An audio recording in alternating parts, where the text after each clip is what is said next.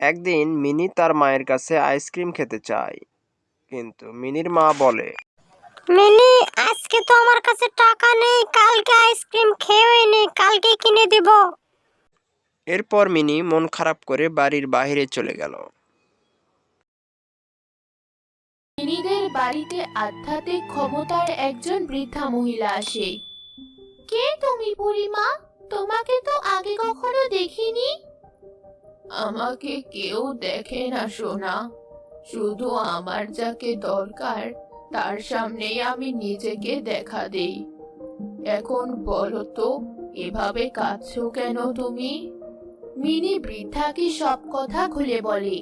সব শুনে বৃদ্ধা মুচকি এক হাসি দেয় আর নিজের জাদুর সাহায্যে মিনিকে একটি আইসক্রিমের বাড়ি উপহার দেয়। এই ঘরের আইসক্রিম কখনো শেষ হবে না। এ কথা বলে বৃদ্ধা সেখান থেকে উধাও হয়ে যায়।